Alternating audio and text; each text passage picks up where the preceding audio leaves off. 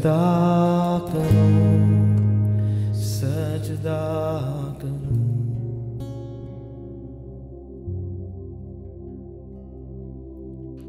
नमस्कार हर किसी को यीशु मसीह के नाम में मैं आपका तहे दिल से हमारे इस सभा में स्वागत करता हूं और प्रभु आप लोगों को आशीष दे, वो भी जो बाद में इसे ऑनलाइन यूट्यूब पर देखेंगे। तो आज का मेरा संदेश का शीर्षक है निर्जन प्रदेश की आशीष। निर्जन प्रदेश की आशीष। आप कहेंगे कैसे आशीष हो सकता है निर्जन प्रदेश में? क्योंकि निर्जन प्रदेश में क्या होता है? वहाँ पानी नहीं होता है, वहाँ लोग नहीं होते हैं, वहाँ कुछ हरा भरा नहीं होता है। सांप होते हैं, बिच्छू होते हैं, ऐसे जानवर जो केवल आपको तकलीफ दे सकते हैं, आपकी जान भी ले सकते हैं। तो कैसे निर्जन प्रदेश में आशीष हो सकता है? हाँ, निर्जन प्रदेश में शायद आशीष नहीं है, लेकिन निर्जन प्रदेश की आशीषें हैं और उसके बारे में आज हम देखने वाले हैं। और हम फ्लैशबैक में जाएंगे। जब भी हम निर्जन प्रदेश का जिक्र करते हैं, हमको याद आता है इज़राइल का। इज़राइल बंधुओं में था, मिस्र देश की गुलामी में था और परमेश्वर ने उनको अपने हाथों, अपने बल से उनको बाहर निकाला। और हम जानते हैं कि अंत में जब वो बाहर निकल रहे थे, लाल समंदर फट गया और वो लोग सूखी भूमि से गुजरकर बाहर आए और कहाँ पहुँचे? निर्जन प्रदेश में। और हमको पता है कि निर्जन प्रदेश में क्या हुआ। निर्जन प्रदेश की यात्रा कुछ दिनों की थी। 40 साल वो लोग निर्जन प्रदेश में थे और कितनी कठिनाइयाँ लोगों ने सही।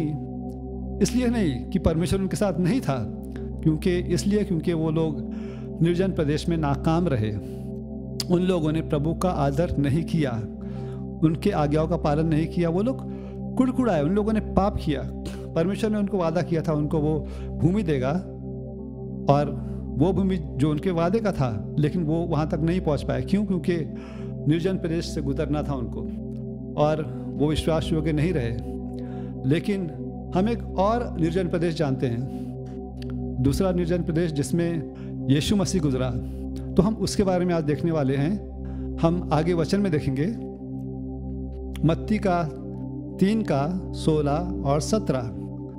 इस वचन में हम देखते हैं, और यीशु बपतिस्मा लेकर तुरंत पानी में से ऊपर आया और देखो उसके लिए आकाश खुल गया और उसने परमेश्वर के आत्मा को कबूतर की नाई उतरते और अपने ऊपर आते देखा। और देखो यह आकाशवाणी हुई कि यह मेरा प्रिय पुत्र है जिससे मैं अत्यंत प्रसन्न हूँ। है ना? यहाँ हम देखते हैं कि जब यीशु मसीह ने बपतिस्मा लिया, जब वो बाहर आया तो पवित्र आत्मा उस पर उतरा और फिर बाद में भविष्यवाणी हुई कि ये मेरा प्रिय पुत्र है जिससे मैं अत्यंत प्रसन्न हूँ। यीशु मसीह ने कुछ भी नहीं किया था, वो केवल पानी से बाहर आया था। और कहते हैं ये केवल मन फिराव का बपतिस्मा था जो यूहन्ना देता था। हम भी एक बपतिस्मा से गुजरे हुए हैं। कई बार शायद हमको याद होगा, जब हमने बपतिस्मा लिया था तो हमने कहा था कि अब से हम यीशु मसीह का पीछा करेंगे। अब हम दुनिया के लिए मरते हैं, लेकिन हम परमेश्वर आपके लिए जिएंगे। और तब शायद हम सुन सकते हैं परमेश्वर कहते हुए कि ये मेरा प्रिय पुत्र है, ये मेरी प्रिय पुत्री है जिससे मैं प्रसन्न हूँ। है कि नहीं? परमेश्वर हमसे बहुत प्यार करता है, हमसे वो प्रसन्न रहता है। और जब हम समर्पण करते हैं, वो हमसे और खुश रहता है और हमसे वो प्रसन्न हो जाता है। और हमारे पास परमेश्वर ने और भी बहुत सारे वादे किए होंगे हमसे कि मैंने तुझे चंगा किया है, मैं तेरा घराना बड़ा बनाऊंगा, मैं तुझे इस्तेमाल करूंगा, तेरे जीवन को मैं महिमा से भरूंगा। और बहुत सारे वादे हमने देखे होंगे। और यहाँ भी हम देखते हैं जैसे परमेश्वर कह रहा है कि ये मेरा प्रिय पुत्र है, मैं इससे बहुत प्रसन्न हूँ। हम भी ऐसे बहुत सारे वचन सुनते हैं कि ये मेरे लोग हैं, मैं इनको आशीष दूंगा, मैं इनसे खुश हूँ और मैं इनको खुशहाली से भरूंगा। लेकिन हम यहाँ देखते हैं जब ये वादा हुआ, जब परमेश्वर ने भविष्यवाणी की यीशु मसीह को कि ये मेरा प्रिय पुत्र है, मैं इससे अत्यंत प्रसन्न हूँ, तो इसके बाद क्या होना चाहिए? आप एक्सपेक्ट करेंगे, आप उम्मीद करेंगे कि इसके बाद सब इतना अच्छा होगा जिसकी आप कल्पना नहीं कर सकते हैं ना। आप सोचेंगे कि इसके बाद तो सब कुछ एकदम चमत्कारिक होना चाहिए, सब कुछ अच्छा होना चाहिए, सब कुछ बदल जाना चाहिए। कई बार हम भी जब भविष्यवाणी सुनते हैं, हमको लगता है ओ वाह, अब शायद मेरा दिन आ गया है, अब सब कुछ बदल जाएगा। है कि नहीं? ऐसा होता है और हमारा दिल एक उछाल लेता है कि वाह, परमेश्वर ने मुझसे कहा है। हाँ, परमेश्वर जो कहता है वो करने में सामर्थ्य है और वो पूरा करेगा भी। लेकिन ये कब होता है? ये तुरंत कभी कभी नहीं होता है। कभी कभी जैसे आपने कुछ सुना है अच्छा, उसके बाद कुछ और भी हो सकता है। तो हम देखेंगे वो क्या है। हम आगे वचन में देखते हैं मत्ती का 4 का 1 और 2 में, तब उस समय आत्मा यीशु को जंगल में ले गया ताकि इब्लिस से उसकी परीक्षा हो। क्या लिखा है यहाँ पे? यहाँ लिखा है पवित्र आत्मा यीशु को जंगल में ले गया ताकि उसकी परीक्षा हो, है ना। हमने सुना कि उस पर वादा हुआ, ये मेरा प्रिय पुत्र है, मैं प्रसन्न हूँ, लेकिन तुरंत उसके बाद निर्जन प्रदेश में हो गया। और आगे अगला वचन लिखा हुआ है, वह 40 दिन और 40 रात निराहार रहा, अंत में उसे भूख लगी। हम यहाँ देखते हैं कि पवित्र आत्मा उसको निर्जन प्रदेश में लेके जाता है, ऐसी जगह जहाँ पानी नहीं है, जहाँ खतरनाक प्राणी हैं, जानवर हैं, जहाँ पे लोग नहीं रहते हैं। और 40 दिन 40 रात वो वहाँ अकेला रहा, है ना। और ऐसी जगह पे हमको परमेश्वर कभी कभी जाने देता है। क्यों जाने देता है? हम कई बार सोचते हैं कि क्यों मेरे साथ ऐसा हो रहा है, क्यों मैं इन चीज़ों से गुजर रहा हूँ, क्या मैंने पाप किया है। मुझे तो परमेश्वर ने कहा था कि वो मुझसे बहुत प्रसन्न है, मुझे तो लग रहा है कि सब मैंने अच्छा ही किया है, मुझे तो लग रहा है कि परमेश्वर मुझसे बहुत प्यार करता है, पर फिर क्यों मैं निर्जन प्रदेश में हूँ, क्यों परेशान हूँ, क्यों अलग अलग समस्या में हूँ, क्यों नौकरी नहीं है, क्यों बीमारी लग रही है, या क्यों तंगी है, क्यों रिश्ते ठीक नहीं है, क्यों अलग अलग समस्याएं हैं, क्यों हमको ऐसा लगता है, या क्यों मुझे ऐसी परीक्षाएं आ रही है। प्यारो, यीशु मसीह भी निर्जन प्रदेश से गुजरा और परमेश्वर आपसे प्यार करता है और वो आपके लिए हमेशा कार्यरत है। उसने आपके लिए एक बेहतर जीवन आगे रखा है, उसने बहुत अच्छी योजना रखी है और वो जानता है कि आपका वो क्या करने वाला है। फिर से मैं रिपीट करता हूँ, वो जानता है वो आपका क्या करने वाला है, वो आपको कैसे इस्तेमाल करने वाला है, और उसके लिए वो आपको निर्जन प्रदेश में लेके आता है ताकि आपको वो बनाए जो आपको बनाना चाहता है। वो आपको वो बनाए जो आपको बनाना चाहता है ताकि वो उस चीज़ के लिए आपको इस्तेमाल कर सके जो उसने रखा है आपको आगे। तो यहाँ हम देखते हैं यीशु मसीह को भी जंगल से गुजरना पड़ा और हमको पता है कि यीशु मसीह की परीक्षा कैसे हुई। हम सब लोग जानते हैं कैसे हुई। शैतान उसके पास आता है सामने और कहता है कि अगर तू परमेश्वर का पुत्र है तो कह दे इस पत्थर को रोटी बन जाए, है कि नहीं। इतनी अच्छी भविष्यवाणी हुई उसके ऊपर और परमेश्वर ने खुद कहा कि तू मेरा प्रिय पुत्र है, और उसी शब्द को शैतान ने पकड़ा कि अगर तू परमेश्वर का पुत्र है तो कह दे कि इस पत्थर को रोटी बन जाए, और बन जाएगा।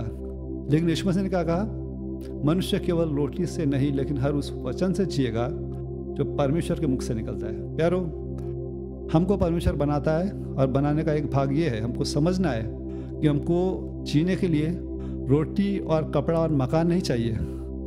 परमेश्वर का वचन काफ़ी है। मैं फिर से कहना चाहता हूँ, परमेश्वर का वचन काफ़ी है। उसका वचन काफ़ी है आपका हर एक ज़रूरतों को पूरा करने के लिए। हम कई बार अलग अलग तरीके से सोचते हैं। यीशु मसीह ने कहा कि क्या शरीर जो है वो कपड़े से ज़्यादा महत्वपूर्ण नहीं है? क्या जीवन शरीर से ज़्यादा महत्वपूर्ण नहीं? क्या शरीर खाने से ज़्यादा महत्वपूर्ण नहीं है? प्यारो, परमेश्वर हमारी आत्मा, हमारे शरीर के विषय में वो चिंता रखता है, वो परवाह करता है और उसे पता है कि हमारे साथ क्या हो सकता है। तो उसे पता है। यहाँ पे भी हम देखते हैं यीशु मसीह 40 दिन 40 रात उसने उपवास किया और लिखा उसके बाद फिर उसको भूख लगी। कितने लोगों को 40 दिन 40 रात के बाद खाने के बाद भूख लगेगी? मुझे तो भाई, मैं एक दिन नहीं खाऊंगा तो मुझे मतलब नहीं चल सकता है। पर यहाँ लिखा है कि 40 दिन 40 रात वो भूखा रहा, उसके बाद उसको भूख लगी। और दूसरे गॉस्पेल्स में ऐसा लिखा हुआ है कि 40 दिन 40 रात भी उसकी परीक्षा हुई।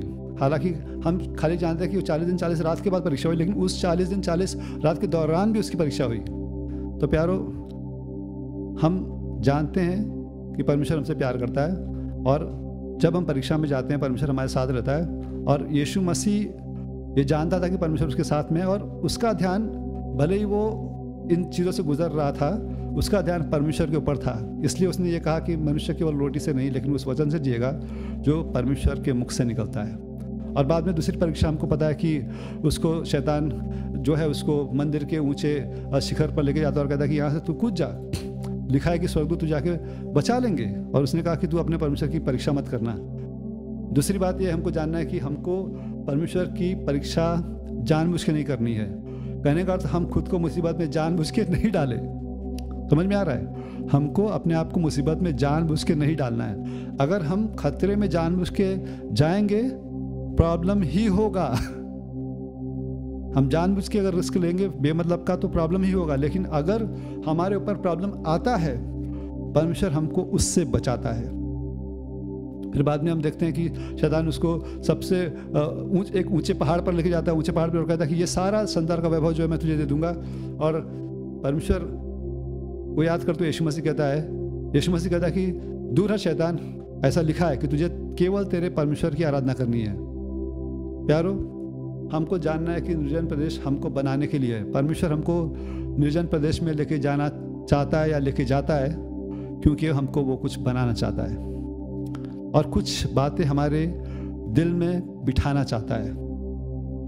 जैसे कि इंसान केवल उसके वचन से जी सकता है, उसको परमेश्वर का ही आराधना करना चाहिए और उसको बेमतलब अपने आप को जोखिम में नहीं डालना चाहिए। अगर खतरा आए तो परमेश्वर साथ में है। हमको कई बार निर्जन प्रदेशों का जो है सामना करना पड़ता है लाइफ में। हर किसी को जाना है, हर किसी को गुजरना है निर्जन प्रदेश से। लेकिन प्यारो, ये हम पर डिपेंड करता है कि उस निर्जन प्रदेश में हम कैसे बर्ताव करते हैं, हम कैसा जीवन जीते हैं। पता है, कई जगह पे ऐसे लिखा हुआ है कि परमेश्वर ने, यीशु मसीह ने कहा कि तू अपने जब प्रार्थना करना तो अपने घर के किवाड़े को बंद करना और सीक्रेट में, मतलब बंद कमरे में प्रार्थना करना, और परमेश्वर तुझे खुलेआम आशीष देगा। वैसे ही निर्जन प्रदेश कभी कभी हमारा जो होता है वो बंद होता है, बंद कमरा होता है। और आपने कैसा बर्ताव किया उस टाइम पे, या कैसा आपने जीवन जिया उस निर्जन प्रदेश के दौरान, ये आपका आगे का जीवन जो है कितना गौरवशाली होगा ये दिखा सकता है। जैसे हम इसमें ही देखते हैं, हम देखते हैं कि जैसे परीक्षा खत्म होती है, हम देखते हैं मत्ती का 4:11 में, तब शैतान उसके पास से चला गया और देखो स्वर्गदूत आकर उसकी सेवा करने लगे, है ना। जब उसकी परीक्षा खत्म हो गई तो शैतान जो है भाग गया और स्वर्गदूत आके उसकी सेवा करने लगे। प्यारो, स्वर्गदूत आपकी सेवा कर सकते हैं, स्वर्गदूत आपके साथ आपकी रक्षा कर सकते हैं, लेकिन आप निर्जन प्रदेश में क्या करते हो? क्या करते हो आप निर्जन प्रदेश में? कोई नहीं जानता, कोई नहीं देखता। लोग खाली शायद आपकी तकलीफें दिखेंगी, लेकिन क्या आपको दिख रहा है कि आपका परमेश्वर कितना बड़ा है? याद रखो, आप निर्जन प्रदेश से कैसे गुजरते हो ये बताएगा कि निर्जन प्रदेश के तुरंत बाद आपके साथ क्या होने वाला है। फिर से मैं रिपीट करता हूं, आप निर्जन प्रदेश में कैसे गुजरते हो और आप क्या क्या करते हो, ये बताएगा कि आप निर्जन प्रदेश से तुरंत निकलने के बाद आपके साथ क्या होगा, आपका कैसा जीवन होगा।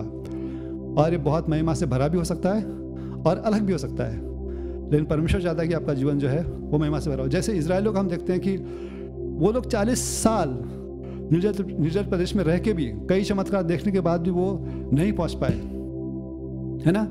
40 साल भी उन लोगों ने परमेश्वर का चमत्कार देखा, पता नहीं कितने चमत्कार देखे उन लोगों ने, लेकिन फिर भी वो लोग वो प्रॉमिस्ड वो वादे की भूमि पर नहीं पहुंच पाए। लेकिन यीशु मसीह ने 40 दिन में परीक्षा को पार करके वो महिमा का जीवन में प्रवेश करके दिखाया। हालेलुया। प्यारो, हम भी ऐसा जीवन देख सकते हैं, हम भी ऐसा चमत्कारी वो दिखाओ या परमेश्वर जो दिखाएगा हम देख सकते हैं। लेकिन वो कब होगा? जब हम परीक्षा से अच्छे तरीके से गुजरेंगे। तो परीक्षा दर्दनायक होती है, दर्द लगता है, दुखता है, दिल दुखता है, शरीर भी दुख सकता है, पता नहीं क्या क्या हो सकता है हम कुछ लोग को खो देंगे, या हो सकता है हम बहुत सी चीज़ें भी खो सकते हैं कुछ ही क्षण में। लेकिन परमेश्वर तुरंत सब कुछ बदल सकता है। आप कैसे बर्ताव करते हो आपकी परीक्षा में? पता है, स्कूल्स में भी, कॉलेजेस में भी काश ऐसा होता है ना कि खाली 1 साल पढ़ाया जाता, बाद में अगले साल आपको दूसरी कक्षा में या तीसरी कक्षा में डाल दिया जाता। होता है ऐसा? नहीं होता। लेकिन ना, क्या होता है? परीक्षा होती है ना। बगैर परीक्षा के आप दूसरे स्तर पर नहीं जा सकते। बगैर परीक्षा के आप दूसरे स्तर पर नहीं जा सकते, और परीक्षा ही है जिसके द्वारा आप एक नए स्तर पर पहुंच सकते हो। इसलिए याकूब की पुस्तक में लिखा हुआ है, जब तुम अलग अलग परीक्षा में पढ़ो तो इसे खुशी की बात समझो। क्यों पता? क्योंकि परमेश्वर तुम्हारे साथ है और आपको उसी परीक्षा से वो आपको गिरने ना देते हुए आपको एक ऊंचे स्थान पर लेके जा सकता है। लेकिन क्या आप वाकई इसे एक अपॉर्चुनिटी या एक मौका समझ रहे हो कि परमेश्वर अब कार्य करेगा करके? तो प्यारो, हमको जानना है कि निर्जन प्रदेश एक मौका है। निर्जन प्रदेश एक मौका है जो आपके जीवन में बड़ा उछाल ला सकता है। जैसे हम देखते हैं, इसमें हम मत्ती में ही देखते हैं, मत्ती का 4 का 23 और 25 हम देखते हैं, जैसे ही यीशु मसीह इस परीक्षा से गुजरता है पास होकर, तो सबसे पहले तो शैतान भाग जाता है कुछ समय के लिए। ऑफ कोर्स हमेशा के लिए शैतान नहीं भाग जाता, कुछ समय के लिए। और फिर बाद में उसके बाद हम देखते हैं कि स्वर्ग उसकी सेवा करते हैं, और फिर शुरुआत हो जाती है उसके सेविकाई की, एक पावरफुल सामर्थ्य से भरी सेविकाई की। हम सबको पता है परमेश्वर कैसे यीशु मसीह को उसने इस्तेमाल किया, कैसे यीशु मसीह ने चिन्ह चमत्कार दिखाए, कैसे हम देखते हैं मत्ती का 4 का 23 और 25 में, और यीशु सारे गलील में फिरता हुआ उनकी सभाओं में उपदेश करता और राज्य का सुसमाचार प्रचार करता और लोगों को हर प्रकार की बीमारी और दुर्बलता को दूर करता रहा, और सारे सूर्या में उसका यश फैल गया, और लोग सब बीमारियों को, जो नाना प्रकार की बीमारियों और दुखों में जकड़े हुए थे और जिनमें दुष्ट आत्माएं थी और मिर्गी वालों और झोले के मारे हुओं को उसके पास लाए, और उसने उन्हें चंगा किया। और गलील और दिकापुलिस और यरूशलेम और यहूदा से और यरदन के पार से भीड़ की भीड़ उसके पीछे होली, है ना?